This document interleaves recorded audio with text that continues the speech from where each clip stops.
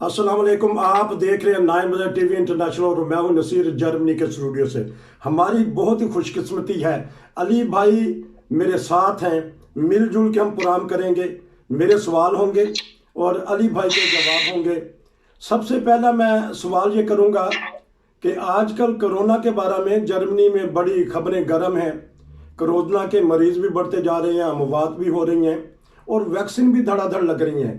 कल हमने जो खबर दी थी उसमें बताया था कि अहमदिया मुस्लिम जमात के जो हेड ऑफिस में है वहाँ 4,500 के करीब 2 दिनों में वैक्सीन लगाई गई हैं, जिसमें ज़्यादातर अफराद जर्मन थे। हम चलते हैं अली भाई के पास। अस्सलाम वालेकुम। वालेकुम अस्सलाम। ठीक ठाक हैं आप? अल्लाह का फजल। अच्छा, तो मौसम कैसा फ्रैंकफर्ट में, इर्द गिर्द में जहाँ रह रहे हैं आप? फ्रैंकफर्ट फ्रैंकफर्ट में हल्की हल्की बारिश है और 4-5 सेंटीग्रेड के करीब जो टेम्परेचर है। अच्छा, तो बर्फबारी हो चुकी है सीजन की कि अभी नहीं?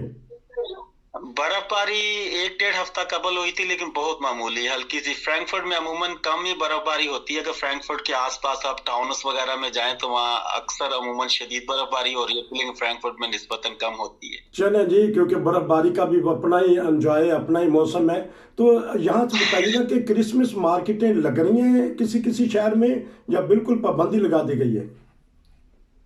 हेसन जो है वो तो बहुत लिबरल स्टेट है, यानी जर्मनी की अक्सर जो रियासतें उन्होंने वाइनक्स मार्क या क्रिसमस मार्क जो है वो मना कर दी थी, लेकिन हेसन में जो है वो ज्यादातर मुकामात पे क्रिसमस मार्क जो है वो चल रही हैं। ठीक। और फ्रैंकफर्ट में भी जो है वो क्रिसमस मार्क जो है वो बरकरार रखी गई है जी। और काफी रश होता है। कल भी मैं गुजरा था तो बहुत हजूम था यानी लोगों का। अच्छा, अब मार्केट में जाने के लिए ये स्वाए गए दराए गए क्या चीज़ है ये? क्योंकि बहुत सारे दोस्तों को पता नहीं, लेकिन आसान उर्दू में, अगर पंजाबी में, अगर जर्मन में कोई आसान से बता दीजिए कि स्वाए गए दराए गए क्या चीज़ है? 3 जी और 2 जी। जी।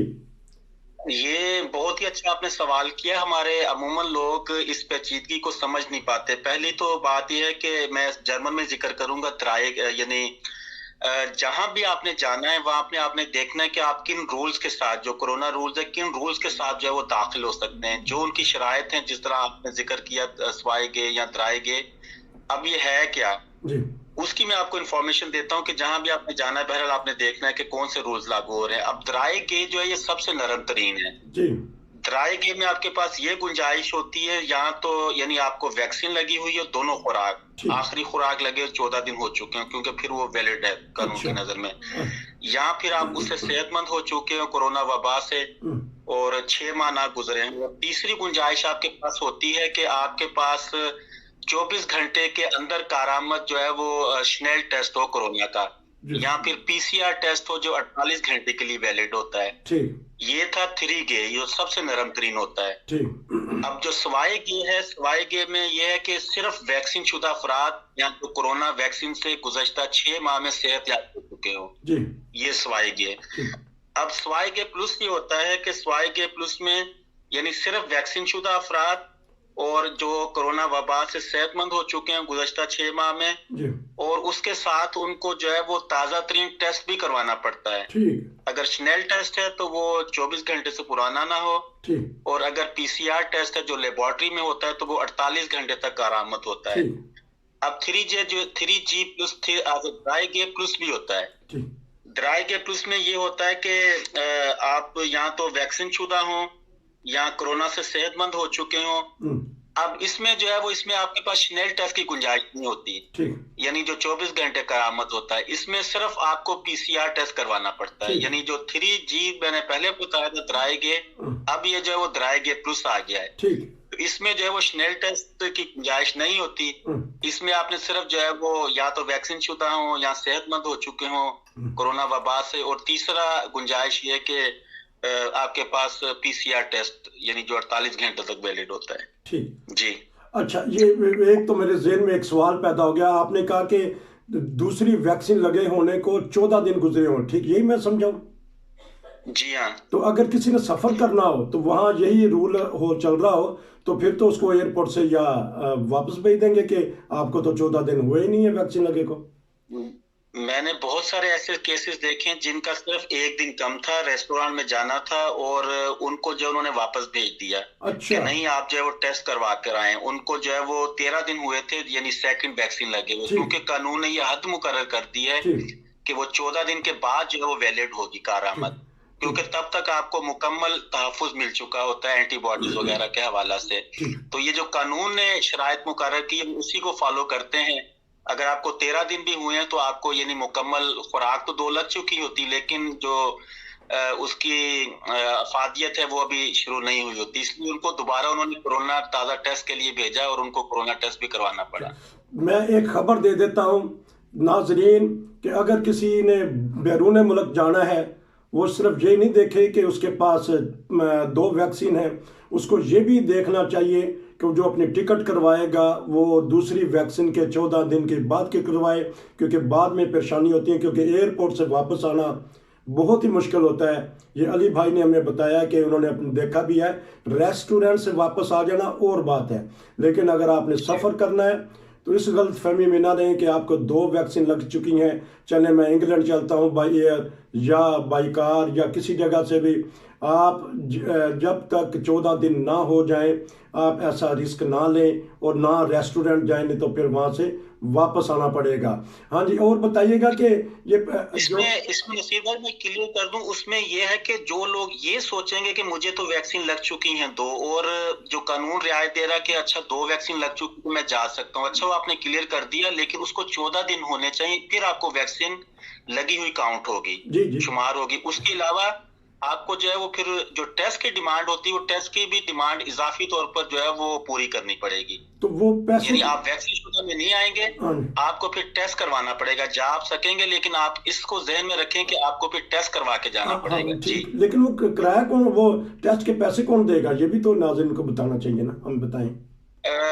इसमें टेस्ट में यह है कि जर्मनी में इन्होंने कोरोना टेस्ट खत्म कर दिया था, यानी जो टेस्ट खत्म नहीं, यानी उसकी जो फीस स्टेट देती थी जी एक मरतबा वो इन्होंने खत्म कर दी। जी ठीक है, हमने काफी टाइम दे दिया है और हर एक को ये मौका मिल चुका है कि वो वैक्सीन लगवाए। जिन अफराद ने नहीं लगवाई उनकी अपनी कोताही है, तो स्टेट उनके लिए क्यों पे करे, तो वो खुद अदा करें, ताकि उनको थोड़ी पैसे पड़ेंगे तो वो फिर कोरोना वैक्सीन लगवाएंगे। लेकिन इसका असर उलट हुआ कि लोगों ने टेस्ट करवाना भी छोड़ दिए, ठीक वैक्सीन भी नहीं लगवाई, कोरोना के केसेस बहुत ज्यादा जर्मनी में बढ़ गए। ठीक अब गवर्नमेंट ने दोबारा अपना वो फैसला वापस लिया है। अब हफ्ता में 1 मरतबा यानी फी हफ्ता जी आप जो है वो कोरोना टेस्ट, जो मुख्तलिफ सेंटरों बने हुए हैं कोरोना के टेस्ट मराकज, वहां से आप फ्री करवा सकते हैं। जी अब इसके अलावा ये है कि आपको आजकल जिनको वैक्सीन नहीं लगी हुई जी उनको जहां भी वो काम करते हैं कोरोना टेस्ट जो है जरूरी करवाना पड़ता है। ठीक अब उसके लिए आपके पास 2 गुंजाइश हैं।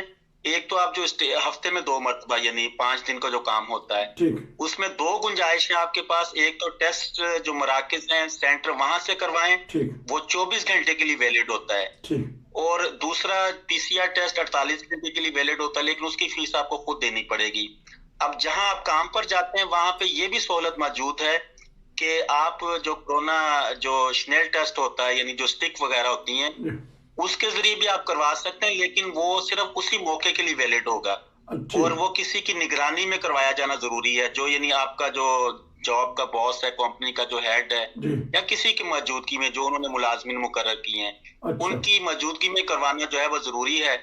अगर वो नहीं तो उसके अलावा ये आपके काम या कंपनी की जिम्मेदारी कि आपके तमाम अखराजात, जो हफ्ते में 2 मरतबा टेस्ट हो रहा है, इसके अखराजात की जिम्मेदार आपकी कंपनी होगी। ठीक ये है। लेबर कवानीन के तहत उन्होंने कंपनी को पाबंद किया है। तो कि इससे बेहतर ही नहीं कि 2 वैक्सीन लगवा ली जाए तो जान ही छूट जाए। बेहतर तो है, आपके अपने लिहाज से भी, मुआशरती तौर पर भी आपकी जिम्मेदारी है ठीक। कि आप भी महफूज रहें और आपकी वजह से आप वायरस ट्रांसफर ना करने वालों में यानी शामिल ना हो उनमें जो वायरस ट्रांसफर कर रहे हैं। ये आपकी मुआशरती और इखलाकी जिम्मेदारी भी है कि आप वैक्सीन सिर्फ अपने तहफ़्फ़ुज़, अपने फैमिली के तहफ़्फ़ुज़ के लिए नहीं, बल्कि जो मुआशरती तौर पर आपका फर्ज है उसको भी निभाएं और वैक्सीन जरूर लगवानी चाहिए। अब इसलिए तो बल्कि अब तो बूस्टर जो है वो इंजेक्शन लगाया जा रहा है, हम तो अब 3रे इंजेक्शन तक पहुंच चुके हैं। हाँ जी, तो ये बूस्टर का मतलब भी बता दीजिएगा कि मतलब क्या है इसका। बूस्टर का जो ये है कि जिन अफराद को मसलन मॉडर्ना की एक खुराक लग चुकी है, उनका जॉनसन जॉनसन की उनकी जो है वो एक ही खुराक काफी होगी, यानी उनको मुकम्मल खुराक लग चुकी है 14 दिन के बाद। ठीक। और जो बायोनटेक है या फाइजर है, इनमें जो है वो आपको 2 खुराक लगती हैं। ठीक। अब ये तो आपकी एक दफा यानी वैक्सीन का कोर्स मुकम्मल हो गया। अब जो है वो अब तीसरी, क्योंकि इनका सिर्फ 3 या 4 माह के बाद जायद हो जाता है जी।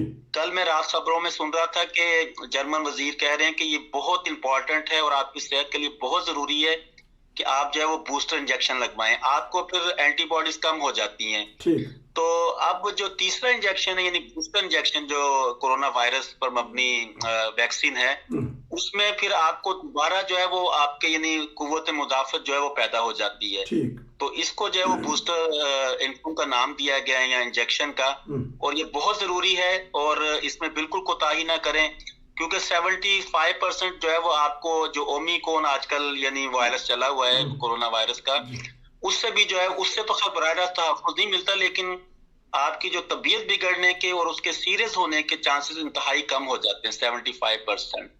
तो ये बूस्टर इंजेक्शन जरूर लगवाना चाहिए। तीसरा इंजेक्शन है जो कोरोना का आजकल जो है वो लगाया जा रहा है। तो ये बताइएगा कि पाकिस्तानी कम्युनिटी अब तवज्जो दे रही है खास तौर पे वैक्सीन लगवाने पे, और या जो भी एशियन कम्युनिटी है या जर्मन, क्योंकि आप मिलते जुलते रहते हैं, आपका अच्छा ताल्लुक है आपके। जी।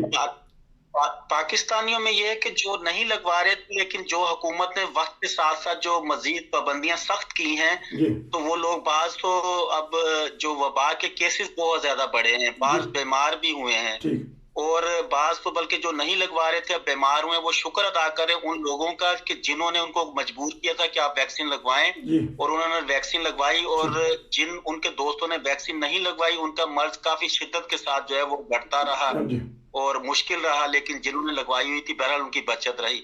तो वो लोग कुछ तो जो है वो अब लोगों में अवेयरनेस भी आई है कि केसेस बहुत ज्यादा बढ़ रहे हैं, अमवात भी जर्मनी में 400 तक पहुंच रही हैं डेली, तो लोग इस वजह से भी लगवा रहे हैं। कुछ जो हुकूमती सख्तियां हैं उस वजह से रोज आपको टेस्ट करवाना पड़ता है, और आप हर जगह जा नहीं सकते, यानी बाज जगह उन्होंने सिर्फ स्वाए गे के साथ कर दिया कि वही लोग आ सकते हैं। तो बाज अपनी जो है वो इस मुश्किलात से बचने के लिए भी जो है वो लगवा रहे हैं। तो जहां तक पाकिस्तानी कम्युनिटी में, तो जमात अहमदिया जर्मनी ने भी जो है वो कल यानी हफ्ते और इतवार और हफ्ते के रोज 2 दिन के लिए यहाँ पर कैंप भी लगाया था बैतुल जो जमात अहमदिया का मरकज है। तो वहां पे भी काफी अफराद आए, उन्होंने जो है वो कोरोना की वैक्सीन जो है वो लगवाई है, पहला इंजेक्शन, बाद में दूसरा, बाद में जो बूस्टर वगैरह।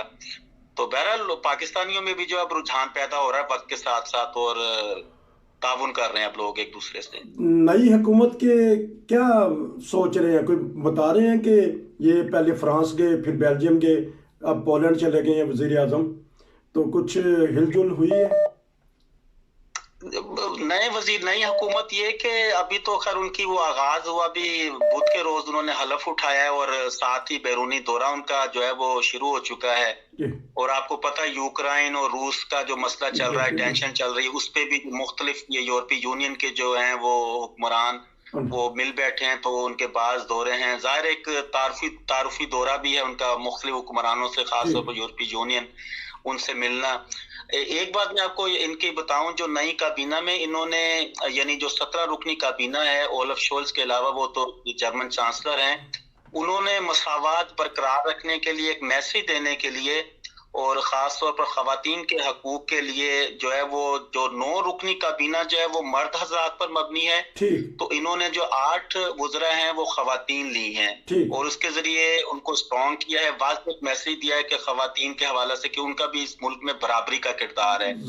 और जो 3 अहम वजारतें जो किसी भी मुल्क की होती हैं, वजारत दिफा और वजारत दाखिला और वजारत खारजा, ये तीनों जो है वो खवातीन को दी गई हैं। खवातीन हुक्मरानी करेंगी जर्मनी में। अली भाई बता रहे हैं कि खवातीन के हकूक ये हैं कि उनको दिफा में भी उनको रखा गया है, खारजा में भी, और तीसरी आप बता रहे थे दाखिला में। और बताइएगा, हमारे पास 1 मिनट है, इंशाल्लाह फिर आपसे मजीद बातें लेंगे, बताइएगा जी। किसके मुतालिक? किसी भी कोई भी मतलब कोई ऐसी चीज बताना चाहती हैं मैं आखिरी बात, मेरा ख्याल आखिरी बात हक इसी तरह अदा होगा कि मैं एंगेला मेर्केल को खराज तहसीन पेश करना चाहता हूं कि वो 16 बरस हमारी यानी जर्मनी की चांसलर रहीं और बहुत अच्छे तरीके से और अपने मुल्क को आगे लेके चली, बहुत ही यानी खामोश तबा और अपने मुल्क की खिदमत करने वाली, और जो जिम्मेदारी रियासत या रियासत के बासियों ने उनके कंधों पे आयद की, उन्होंने खूब यानी अपनी वो जिम्मेदारी जो है वो निभाई है। तो मैं आखिर पे यही कहता हूँ, टांके शुन एंगेला मेर्केल। जज़ाकमुल्लाह। अगर सारी दुनिया बिलखसूस पाकिस्तानी, इंडियन, ये सारे जर्मनी का ही नमूना ले लें कि जब उनके जाने वाले जाते हैं तो किस तरह उनको खराज तहसीन पेश किया जाता है। हम भी पुकार उठे हैं, अली भाई भी कह उठे हैं कि डांकेशोन, शुक्रिया एंजेला मेर्केल, आपने मसावात के साथ अच्छी तरह हुकूमत की। ये था आज का दिलचस्प तबसरा जिसमें मालूमात आपको दी गई। फिर मिलेंगे, नसीर को इजाज़त दीजिए।